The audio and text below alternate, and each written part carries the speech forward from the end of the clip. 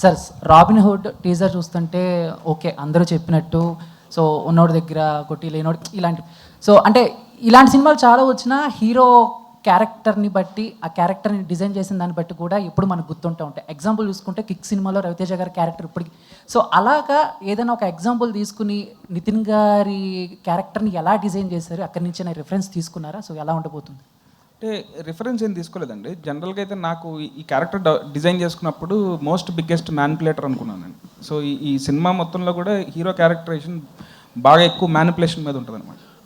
So అదేనండి, మళ్ళీ same నేను రాస్తున్నప్పుడు కూడా నాకు వచ్చింది ఏంటంటే ఒక దొంగ కథ, ఉన్న వాళ్ళ దగ్గర కొట్టేసి లేని వాళ్ళ దగ్గర ఇస్తాడు అనేది రెగ్యులర్ కథే. సో దీంట్లో ఏం కొత్తగా చేయగలుగుతామని 20 minutes తర్వాత కథ టర్న్ మారిపోతుంది and everything will be interlinked అండి. సార్ నవీన్ గారు, సార్ మైత్రి మూవీస్లో ఇప్పుడు వరకు చాలా బడ్జెట్ మూవీస్ వచ్చినాయి, చాలా పైప్ లైన్లో ఉన్నాయి. మీరు పెట్టే బడ్జెట్లు కానీ అవన్నీ చూస్తుంటే అసలు రాత్రిపూట నిద్ర పడుతుంది ఒక్కోసారి. ఏ మందు తాగినా ఎక్కదు, ఎంత తాగినా కూడా ఎక్కడ పరిస్థితి. అసలు ఎట్లా మేనేజ్ చేస్తారు సార్? నాకు అసలు ఆ బాధ లేదండి, నాకు అలవాటు లేదు. సో నేను ఎవ్రీడే మినిమం 7 hours పడుకుంటాను. రాత్రి కూడా పడుకున్నా, రాత్రి 10:30 పడుకున్నాను, 6కి లేచాను. అసలు లేదు, ఆ టెన్షన్ లేదు. శ్రీలీల గారు,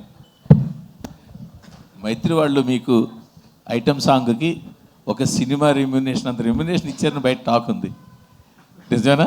మేము ఇంకా అసలు మాట్లాడుకున్నాం, ఇంకా ఆ టాపిక్లో ఆ టాపిక్కే రాలేదండి మాకు. అంటే ఇంకా రెమ్యునేషన్ తీసుకోలేదా? ఆ టాపిక్ రాలేదన్నాను. అంటే అది నేను అడిగింది స్ట్రైట్గా, ఒక సినిమాకి ఎంత రెమ్యునేషన్ తీసుకుంటారో అంత రెమ్యునేషన్ ఓన్లీ ఒక సాంగ్కి ఇచ్చారు. టాపిక్కే రాలేదు, అంటే ఇంకా రెమ్యునేషన్ ఇవ్వలేదు అలా మాట్లాడుకోలేదు కూడా.